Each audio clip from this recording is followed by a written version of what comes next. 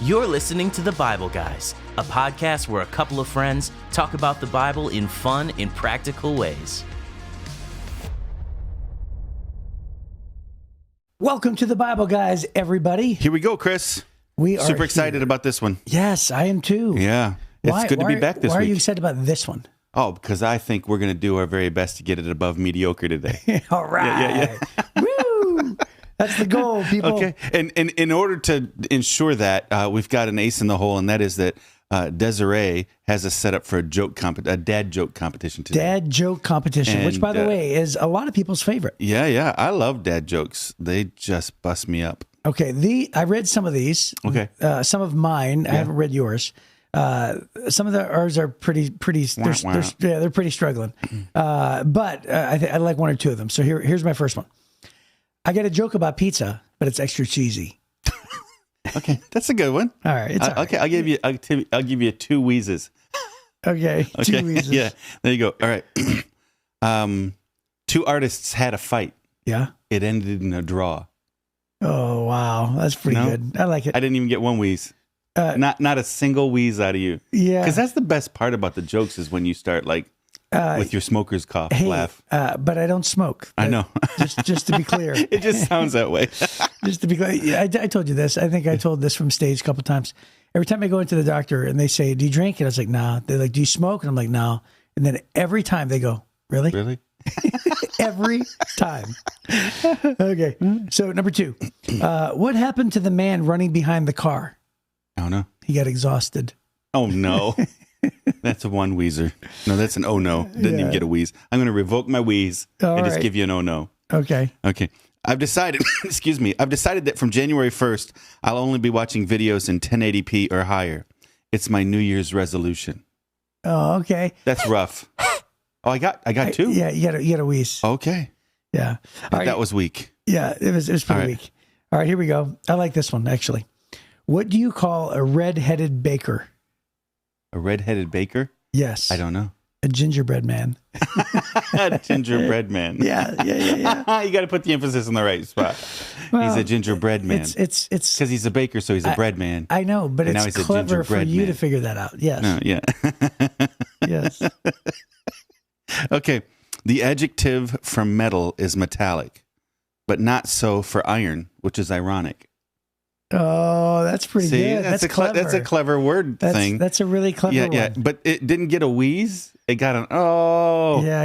Okay, so we have some O's. Not every dad joke is a wheeze. Okay. How about this one? I was just trying to keep score, and so far we're not able to do so. No, we're not able to do so.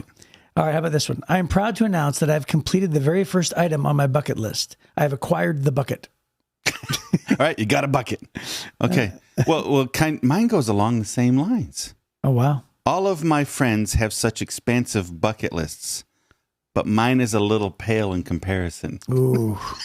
Okay. I like that one. All right. A little pale in comparison. Do you have a bucket list? Yeah. I have a little pale in comparison. Okay, I got it. Okay. I thought I'd try to sell it. Okay. Studies conclude that 6 out of 7 dwarves aren't happy.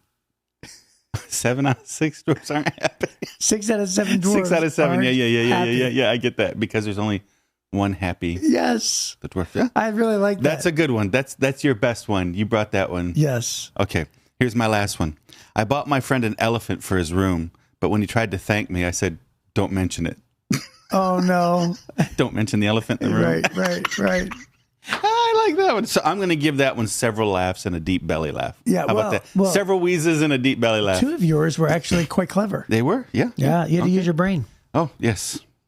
Which is how most of my humor is. It's very sophisticated. Oh, yes. Okay. And I'm just dumb humor. That is not what I said. I didn't say that. You take everything I say and project it to you. The world doesn't revolve around you, Chris. What? It's not all about you. What do you mean? Yeah. Just because I said something about me didn't mean I was making a statement about you. Everything revolves around me. Yes. Oh, I keep forgetting that.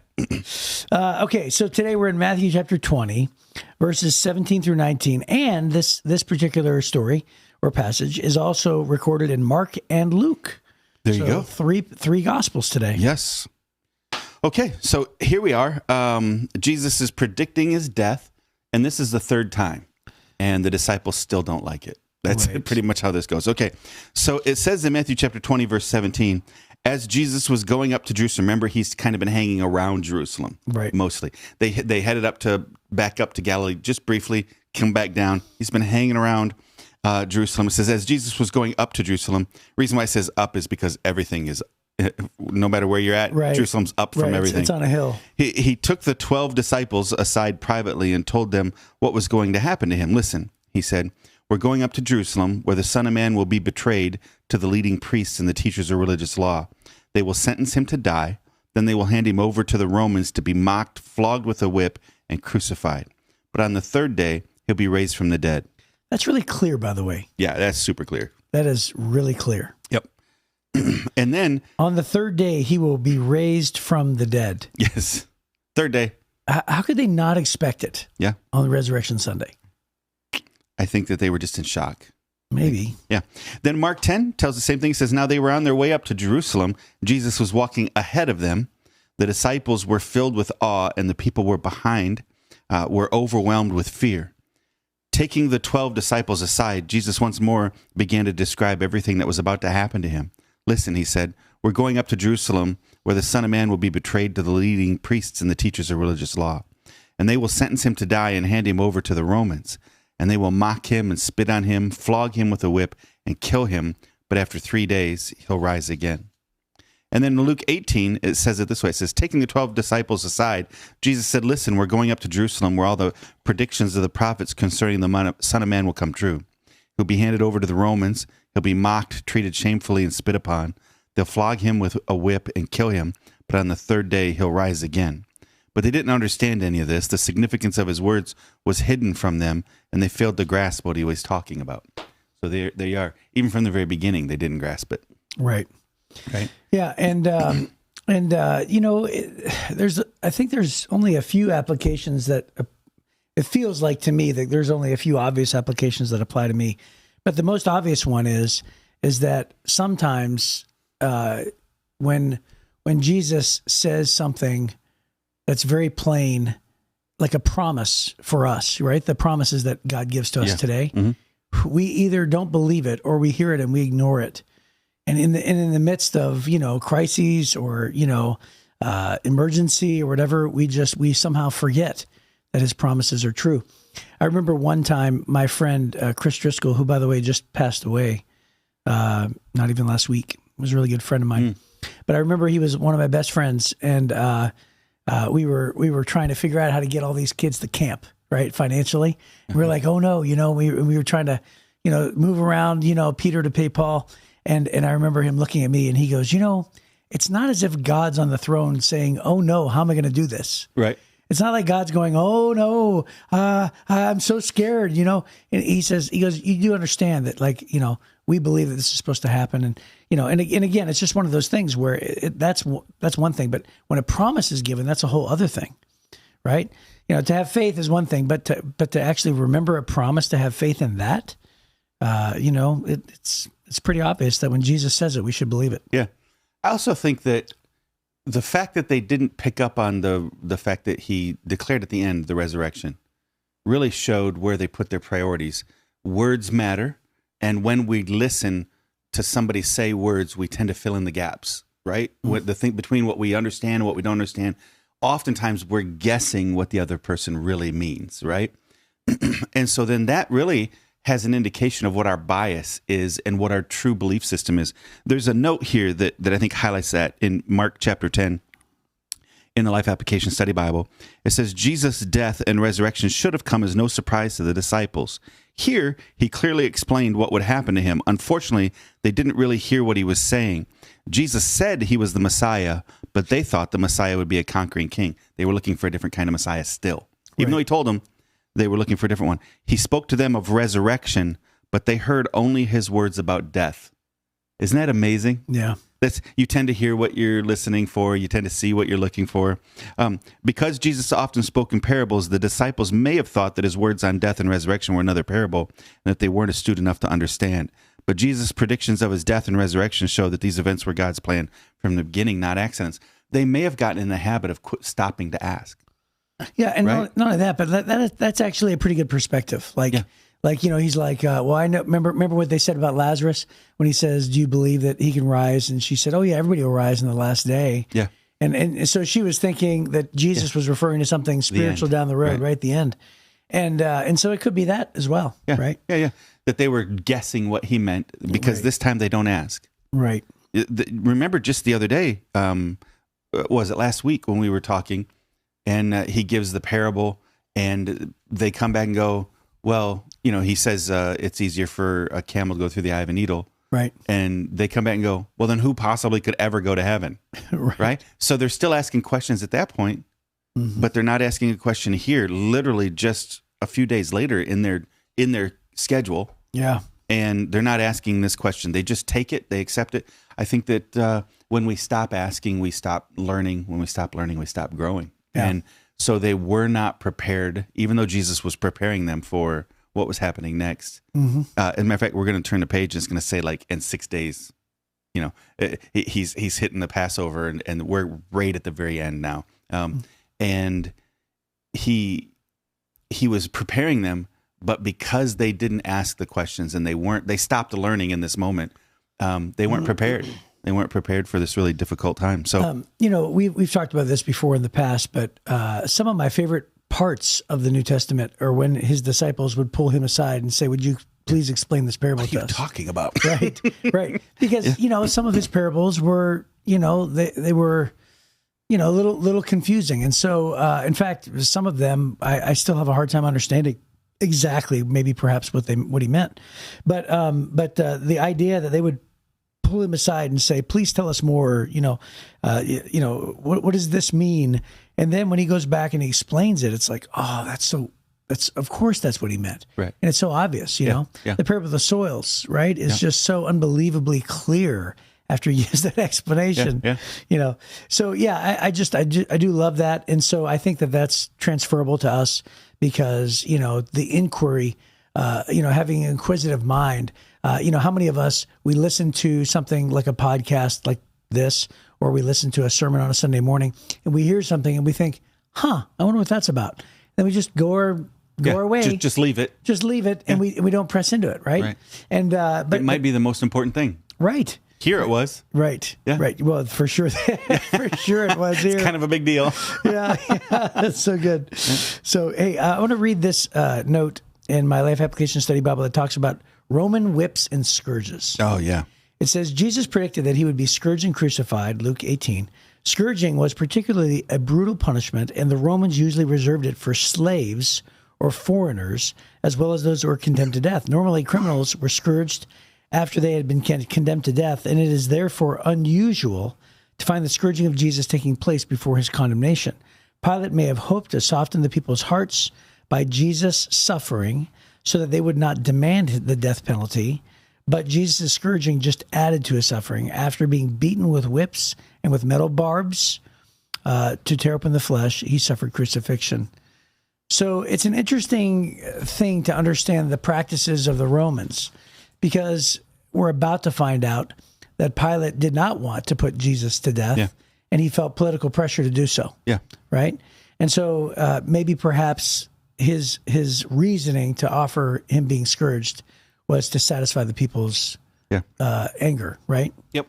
Which that totally makes sense. When I read that note, I thought that totally makes sense to me, that was because it was out of order. He hadn't even been convicted yet, and beatings came after convictions. Right. So this one's before. I think that's what it was. Is he was trying to get because remember he disagrees, and we shouldn't over talk about this because we're going to talk about it in a few weeks, but. He disagrees essentially with the religious leaders that Jesus doesn't need to be executed. Right. So this may have been his attempt. But I think it's interesting. Jesus is predicting these things, but they'd already all been predicted. So Psalm 41:9 predicted that Jesus would be betrayed. Psalm 22:16 through 18, Isaiah 53, 4 through 7, both predict his crucifixion. Psalm 16:10 predicted his resurrection. So Jesus is predicting things that had already been predicted. What he was doing was he was aligning himself with what Scripture had said would happen to the Messiah. But there are some things that the predictions, all of the prophecies about the Messiah, some of those things, if you decided you wanted to be the Messiah, you could have chosen some of them. You could have decided to make your ministry focus in Galilee if you want to. You move to Galilee and just start focusing there, like right? A false Messiah. Right. If you want to be a fake guy. But there's several that you can't manipulate. One of them being, being virgin born, what family you're going to be born into, the time that you'd be born, what city you'd be born in. You can't manufacture those. And then a couple of the other ones would be, as powerful as the Roman government was, and Jesus is basically a homeless guy traveling around the country talking a lot, right, and doing some miracles, could not fabricate the spitting, the beating, crucifixion, right? He couldn't fabricate those things. He couldn't have made those things happen. And he told them, hey, these things were in the Bible about the Messiah, and let me tell you, in just a few days, because at this point it is just a few days, right? In just a few days, you're going to see it happen to me. And then I'm going to rise from the dead. You certainly can't predict that. Right. Anybody who predicts their resurrection and then does it, you should probably listen to him. Yes. Right? Yes. That's a big one. So I thought that was excuse me, I just can't quit coughing today. A huge one. So yeah. I love how it says they were walking up to Jerusalem and Jesus was walking ahead of them and the disciples were filled with awe and the people following behind him were overwhelmed with fear. Right? So isn't that interesting? But there's groups of people following him, and Mark 10 is what I'm reading. Yes, and it says that they were following him up to Jerusalem, and there were people who were fearful for him, and what was going to happen to him. Yeah, and then there's people. Well, he'd already been threatened so much. Just right. We talked about it a couple weeks ago, but the threats were so strong. Jesus even chose to leave Jerusalem at the time. Right. So his people are afraid. Yeah. Yeah, and so it just goes to show you, like, sometimes we don't really understand when things unfold, and we get closer to our own circumstances as things unfold in our own lives, and we think, oh no, like for instance, let me give you an example. Like, remember when way back in the Old Testament when Moses delivered the red people and he parted the Red Sea, God said, "Okay, here's my plan, Moses." Take them all up to the shore and encamp against the sea, and then I'll tell you what to do. Right. Yeah. Like God didn't say, but don't worry. I know that looks like you're going to trap yourselves, right? Because they're chasing you, and you have nowhere to run because you've actually, positioned yourself against the sea. Right. God says, "Okay, here's my plan. Go against the sea, and then I'll tell you what to do."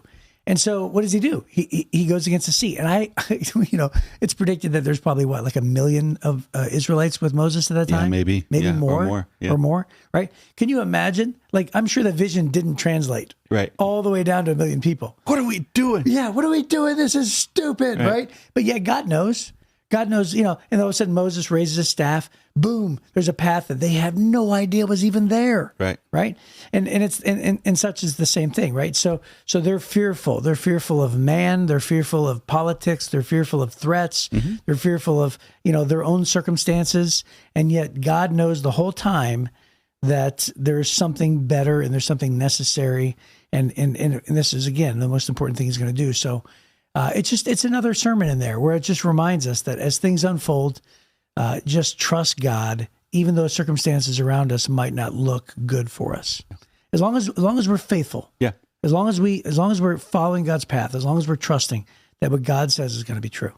So now I have I had another thought on this passage. When you have somebody come to you and say, and I hate this, by the way, when people do it, but when somebody comes to you and says, "Okay, I have good news or bad news. Which do you want first?" Yeah. What do you ask for first? I always vacillate back and forth. Yeah. I think it's 50-50 for me. Yeah. So it just depends on what mood I'm in. Uh-huh. But I would probably say over 50, how you have to buy 51% of the stocks. Right. I would say 51% of the time, I probably say bad. Give me bad news. Most of the time, that's what people ask for. Okay, I have good news and bad news. Because in their mind, what they're justifying, even positive people would say, well, let's get the bad news out of the way and then we'll deal with the good news. Right. But deep down inside, if they're really knowing, what they mean is bad news is bigger than good news, usually, almost always. Right. And I think it's because we're hardwired to be aware of things that are dangerous to us. Yeah. Right. And then that might be why. But anyways, in this one, it ends in the greatest news. His declaration, They're going to mock me, spit on me, flog me, whip me, kill me. And then the single greatest thing in all of human history is going to happen. Right. I'm going to rise from the dead. Right. Right. Right. In other words, like bad news, fantastic news. Yes. But you missed the fantastic single news. greatest thing that ever happened in history. Because without the resurrection, there is no forgiveness of our sins. Jesus is not who he claimed to be. Right. Right. He defeated death and sin and hell and the grave. He overcame all those things. It's the single greatest event in all of human history. Right. And they could only hear, they're going to spit on you and kill you. Right. And scourge you. Right. Right. And they're afraid as they're heading there. And Jesus is saying all those things are necessary. That's what humans are going to do to me. Right. But I'm going to defeat all of it. And they couldn't hear it, and they weren't ready for it when it happened because, again, all they focused on was the bad news. Well, you can't really blame them. Yeah. I mean, that's pretty scary. Sure. Right. And especially if it's their I want to say rabbi, but in some cases people say Messiah, right? Yeah. Mm-hmm. At this point, I would guess that the people around him would be thinking Messiah, right? I don't know. Toward the end of his ministry, I mean, certainly the disciples. Yeah, I don't know. I don't know that they really had that thought yet. I think that they were thinking Messiah political, not spiritual. Yeah. Well, I think it's from what I gather, I think that even the people who understood a lot and anticipated the Messiah the most, they still didn't really understand the scriptures of what the purpose of the Messiah was. Right. That's right. Yeah. So it's like it's not like as if I think that people didn't understand the scriptures, or no, it didn't know the scriptures. They just didn't understand the scriptures. That's right. Yeah. Right. They didn't understand that the Messiah came to save the people from their sins, not to save the people from the Romans. Well, the reason why they didn't understand is because they were reading it from their perspective only. Right? What they wanted the scriptures to say is what they made the scriptures say. Oh, there's another sermon in there. We have to be careful about that. Yeah. Mm-hmm. Which, by the way, we do all the time. Oh, sure. Right? People do that all the time. They'll read the verse and then they'll say, that's what this means. And you're like, that's not what that means. How many professional fighters have "I can do all things through Christ who strengthens me" tattooed on their bodies? Right. That passage is on generosity. Right. But there's this lifting. But they're thinking strong. I'm going to be God. Right. Jesus can make me strong because they read one verse, verse 13 out of Philippians 4, and they didn't read the rest of the chapter, which has nothing to do with power or strength or overcoming. It has everything to do with. But you could generosity. Apply it to other things. The principle. Yeah. Be careful about taking words of the Bible out of context, because then you wind up having false beliefs. Yeah. I can't do everything. Yeah, I can't. Yeah. It's not possible. Just like you can't grow up to be president. Yeah, right. I can't do everything. I can do everything that Christ needs me to do in his strength. Sure. But that's not what they're tattooing on their body. Right. Jesus is a good luck charm. He's going to make me win my next fight. Right. And I can do it. Yeah, I can do it. As long as I put God as the formula. That's right. As long as God's in my formula. And so sometimes we can misread the Bible and make it say what we need it to say, what we want it to say. God exists to make all your wildest dreams come true, instead of understanding he's on a mission and that we're a part of his mission and his story. If we would read it from that perspective, we'd usually see it very different. But what they were seeing is the single most important thing was Israel being freed up to become its own kingdom again, instead of being, under the oppressors of Rome. And so that's mostly how almost everybody read the Bible and the prophecies of the Bible at the time. So we were down in Florida last week, and I don't have time to tell this story. I was just going to say there was a box of cereal that my wife bought with a verse stamped on it. And they were trying to claim like Old Testament formula and everything like this. And I looked at it and I'm like, why are they even claiming this verse? Right? I don't have time to tell the story, but it was hilarious. Yeah. So it's just one of those, it just reminded me of like, okay, we're just grabbing something from the Old Testament, slapping it on and selling it to the Christians, right? So what you want to do when you feel like you read a passage and you feel like that passage means something to you, pray it, believe it, go to God and ask him for more wisdom. The Bible says if we lack wisdom, we go to God and ask him for it and he'll give us more. Yeah. Right? And so the Holy Spirit's your teacher. And so you lean into it. First time you read a thing, that's not necessarily the answer. Spend time. That's why he tells us to meditate on it. Yeah. That's great. All right. Well, that is our time. So we'll see you next time on The Bible Guys.